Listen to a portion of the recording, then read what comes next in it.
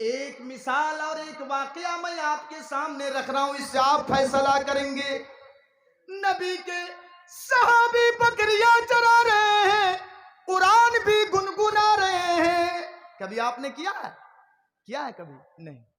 दोनों काम हो रहा है, दुनिया का भी काम हो रहा है, उखरवी काम भी हो रहा है। आज आप सीख लीजिए, मकई में पानी दे रहे हैं आप, पाइप आपने फेंक दिया है खेत में, पानी जा रहा है, पानी जाए, आप बैठ के कुरान की तिलावत करें। सूरह फातिहा आपको याद है, सूरह फातिहा आप तिलावत करें बैठ बैठ करके। दुनिया का भी काम हो रहा है, आपके मकई के खेत में पानी जा रहा है, उखरवी काम भी हो रहा है, आपको नेकी मिल रही है। ऐसा कीजिए आप। एक शख्स का नाम है अब्दुल उज्जा, नाम याद रखिएगा। एक मर्तबा इन्होंने कुरान को सुना। ये वाकया आप कहीं बहुत जगह सुने होंगे, आपके मस्जिद के इमाम से, मदरसे के छोटे छोटे जो बच्चे पढ़ते हैं उनसे भी आपने सुना होगा। लेकिन मैं याद दहानी के लिए कि देखिए, इन्होंने 15-15, 20-20 जलसा अटेंड नहीं किया था, बल्कि एक मर्तबा इन्होंने कुरान को सुना था। एक मर्तबा कुरान सुनने के बाद इनसे रहा नहीं गया, ये कलमा पढ़ करके मुसलमान हो गए। कौन? अब्दुल उज्जा मुसलमान हो गए। और ये चचा की किफालत में थे। चचा मतलब इनके वालिद साहब नहीं थे, ये इंतकाल कर चुके थे, इनकी माँ थी घर में, तो ये चचा के घर में रहते थे। चचा इनको खिलाता पिलाता था, चचा का कामों काज कर देता था, ये चचा के घर में रहता था। ये चचा को आकर के कहने लगा, चचा ये मैंने इस्लाम कबूल कर लिया है। चचा ने कहा, है? मेरे परमिशन के बगैर तुमने इस्लाम कबूल कर लिया? कहा, ये चचा कैसी बातें कर रहे हैं, इस्लाम कबूल मैं करूंगा तो आपकी परमिशन की क्या जरूरत है? कहा, क्यों? खाते तुम मेरा हो, पीते मेरे घर में हो, मेरा दिया हुआ कपड़ा तुम पहनते हो, और तू इस्लाम कबूल करेगा तो मुझको पूछेगा भी नहीं। कहा, चाचा मैंने इस्लाम कबूल कर लिया, बस इससे आगे और कोई बात नहीं है। अब मेरी ख्वाहिश है कि मैं नबी से मुलाकात करने के लिए जाऊंगा। अल्लाहु अकबर। जो इस्लाम धर्म को नाफिज करने के लिए आया, अब मैं उसी से मुलाकात करने के लिए जाऊंगा। चचा ने कहा, तेरी इतनी बड़ी हिम्मत, इस्लाम कबूल कर लिया चलो, लेकिन अब तू जाएगा नबी से मुलाकात करने के लिए? अरे यही तो हमारे बहुत बड़े दुश्मन हैं, मुहम्मदुर रसूलुल्लाह सल्लल्लाहु अलैहि वसल्लम। कहा, नहीं मैं तो जाऊंगा नबी से मुलाकात करने। कहा, सुन, जाएगा ना, ये जो कुर्ता तुमने पहन के रखा है ना, गौर से सुनिएगा, ये जो कुर्ता तूने पहन के रखा है ये तो मेरी कमाई का है, मैंने तुमको दिया है। पहले कुर्ता उतार के दे दे, उसके बाद जाना नबी से मुलाकात करने। कहने लगा, चचा अरे इस्लाम के सामने कुर्ते की क्या कीमत है? हाँ, ईमान के सामने इस कुर्ते की क्या कदर कीमत है? चल बटन खोल के उतार के दे दिए। लो चचा रख लो। चचा ने कहा, रुक रुक, ये अमामा पगड़ी जो तुमने अपने सर पे बांध के रखी है, ये भी मेरी कमाई का है, ये भी दे दे। चल, सब कुछ उतार लिया अब्दुल उज्जा से। आखिर में चचा ने कहा, अब्दुल उज्जा गौर करके देख, तेरे बॉडी में, जिस्म में क्या है? कहा, चचा इजार है, इजार, लुंगी है मेरे जिस्म में। कहा, सोच ले, अगर तू मुहम्मदुर रसूलुल्लाह के दीन से बाज आ गया, मुहम्मदुर रसूलुल्लाह के दीन को तुमने ठुकरा दिया, तो ये कुर्ता भी दे दूंगा वापस, ये पगड़ी भी, ये सारी चीजें जो तुमसे छीन लिया मैंने, सब कुछ दे दूंगा। सोच ले, थोड़ी देर मोहलत दे रहा हूं।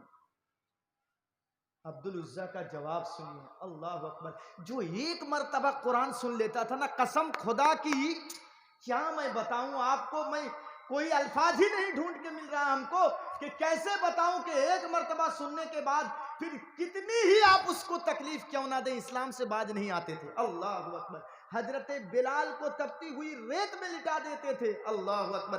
फिर भी अहद का जुमला हजरत बिलाल की जबान से निकल रहा था, अल्लाह एक है, अल्लाह एक है। हजरत सुमैया के दोनों पैर को दो ऊंटों के साथ बांध करके बीच से उसको चीर दिया गया, लेकिन ईमान नहीं निकला।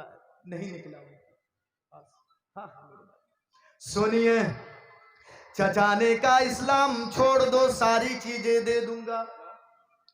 अब्दुल उज्जा ने जवाब दिया, चचा ठीक है, घर तक जाने की मोहलत दे दीजिए, घर जाऊंगा, माँ से कहूंगा कोई दूसरा कपड़ा माँ देगी उसको पहन लूंगा, आपका ये जो आप लुंगी दिए हैं ये लुंगी मैं आपको दे दूंगा।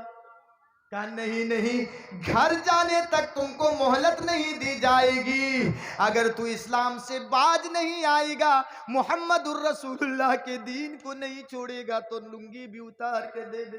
कैसा लग रहा है मेरे भाइयों, कैसा लग रहा है?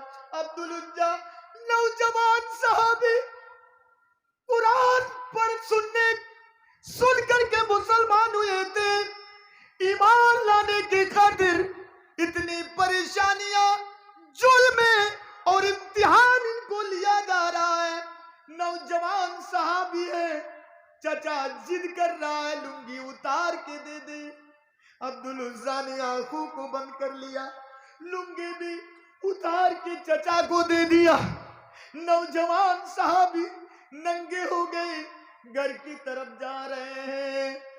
रास्ते में अब्दुल उज्जा को पहचानने वाले कहते अरे अरे क्या हो गया अब्दुल उज्जा को, ये नंगा कहाँ जा रहा है? लेकिन अब्दुल उज्जा अपनी तरफ नहीं देख रहे कि मैं किस हालत में हूं। और एक इम्तिहान देखिए, घर पहुंच गए, दरवाजा खटखटाया, माँ ने दरवाजा खोला, देखा सामने नौजवान बेटा नंगा धड़ंगा खड़ा है, बंद कर दिया माँ ने दरवाजा। बेटा तुम्हारी ये हालत किसने की बेटा, किसने तुमको नंगा करवा दिया बेटा? माँ तेरे देवर ने, मेरे चचा ने मेरे साथ ये सुलूक किया है। माँ ने कहा बेटा जरूर तुमने कोई गलत काम किया है बेटा। माँ ने कहा, बेटा ने कहा माँ मैंने कोई गलत काम नहीं किया है माँ, बस मैंने इस्लाम कबूल किया है, इसी की जुर्म में मेरे चचा ने मेरे साथ ये सुलूक किया। बेटा यही तो बहुत बड़ी गलती तुमने की है बेटा, जा भाग भाग, मैं भी तुमको बेदखल कर रही हूं इस घर से, इस घर में तेरे लिए कोई जगह नहीं है।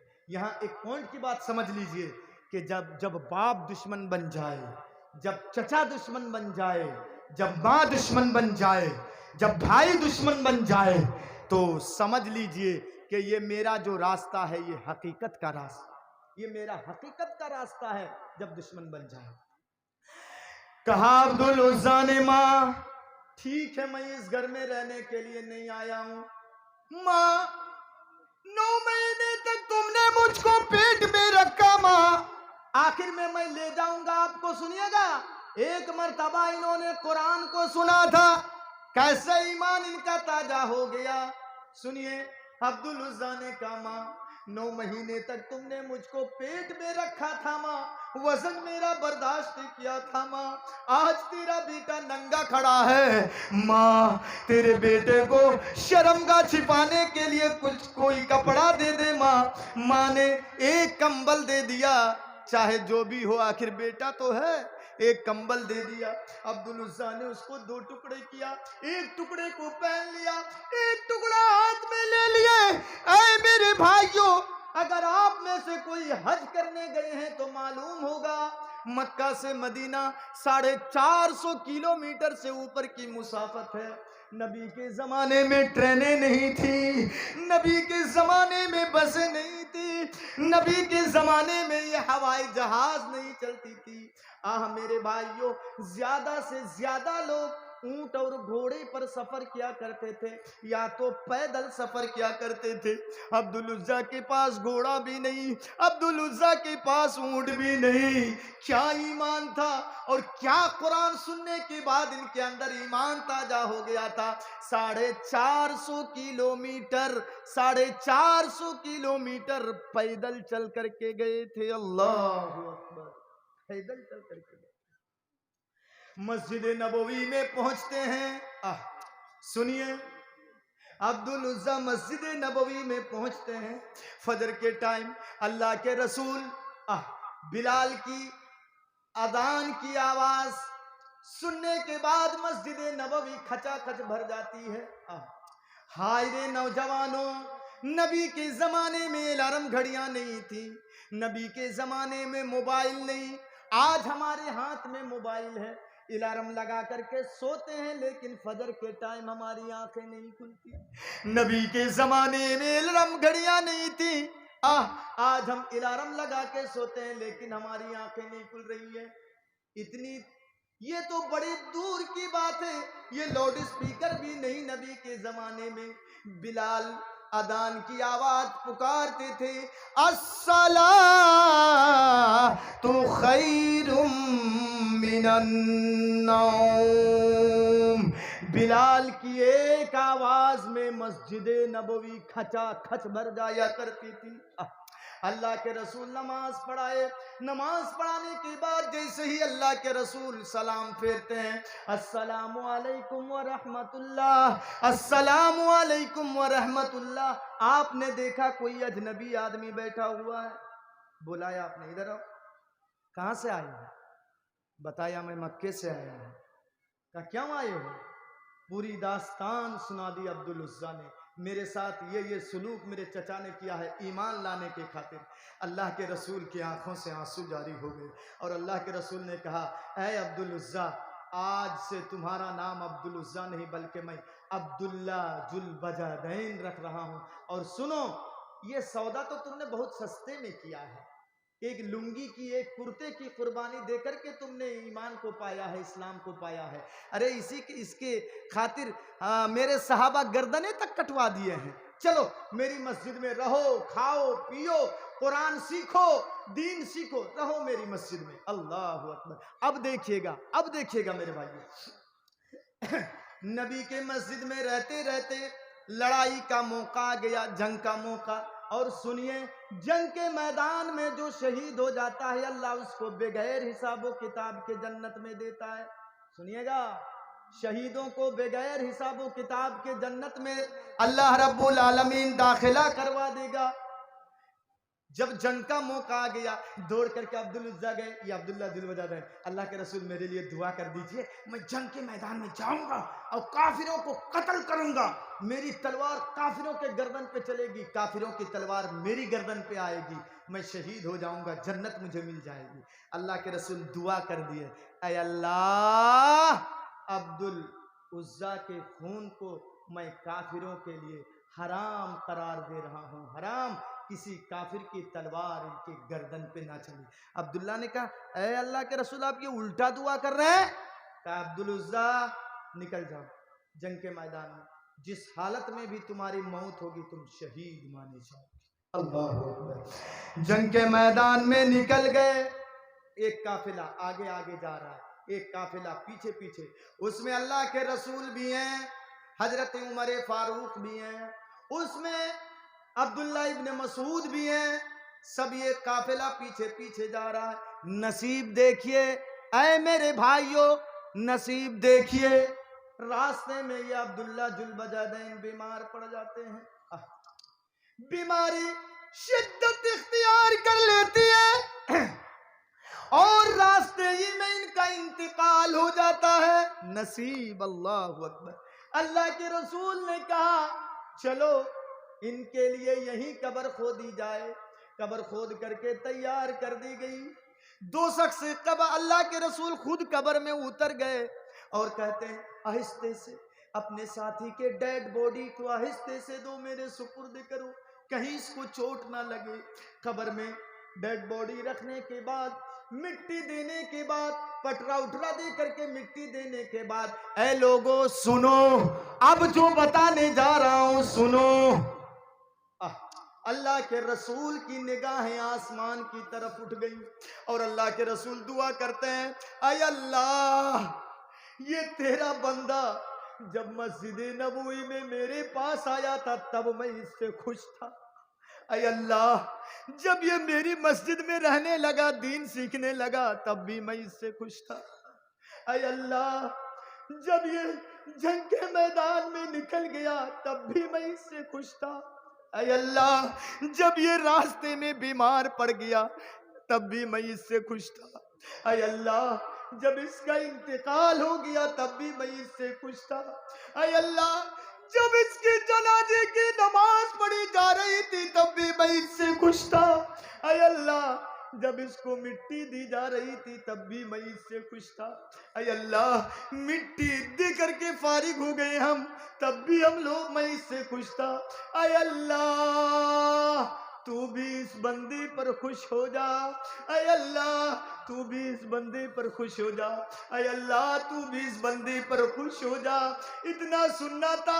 अब्दुल्ला इब्ने मसूद ने कहा, हाय रे अब्दुल उज़्ज़ा, तेरी नसीब का क्या कहना, काश आज मैं तेरी जगह पे होता, मेरी मौत हो जाती, मैं इंतकाल कर जाता, अल्लाह के रसूल मेरी डेड बॉडी को कब्र में उतारते और मेरे लिए ये दुआ कर देते तो मेरी नसीब खुल जाती। हाय रे अब्दुल उज़्ज़ा, तेरी नसीब का क्या कहना। मेरे भाइयों, पॉइंट जो है बताने की बात यह है, ये गैर मुस्लिम थे पहले, लेकिन एक मर्तबा इन्होंने कुरान को सुना। ये 10-10, 20-20 जलसा ये अटेंड नहीं करते थे। एक मर्तबा कुरान को सुना, सुनने के बाद ये दिल की दुनिया इनकी कैसे बदल गई कि मुसलमान हो गए। चचा ने जुल्मे किया, लुंगी तक छीन ली चचा ने, लेकिन ईमान इनके दिल से नहीं निकला। हाय रे मुसलमान, सुनो, तेरा चचा इलेक्शन में खड़ा हुआ है। हाय रे मुसलमान, अभी कटिहार में मेरे कई लगातार प्रोग्राम चले, लोगों ने बताया यहां से भी उन्होंने रुपया लिया है, भाई को, चचा को हराने के खातिर दूसरे से रुपये लेकर के वोट उनको दिया है। मुसलमानों, नहीं समझोगे तो बिखर अगर जाओगे तुम, तो सुन लो, इत्तेहाद और इत्तिफाक के एक प्लेटफार्म पर अगर कायम नहीं रहोगे तो जिस तरीके से आटे को पीस दिया जाता है मशीन में डालने के बाद, मुसलमानों 30 करोड़ जो इस हिंदुस्तान के अंदर हम और आप हैं, हमको आटे की तरह पीस दिया जाएगा। ये था ईमान। कुरान सुनने के बाद, वइदा तुलियत अलैहिम आयातुहु ज़ादतहुम ईमाना व अला रब्बिहिम यतवक्कलून।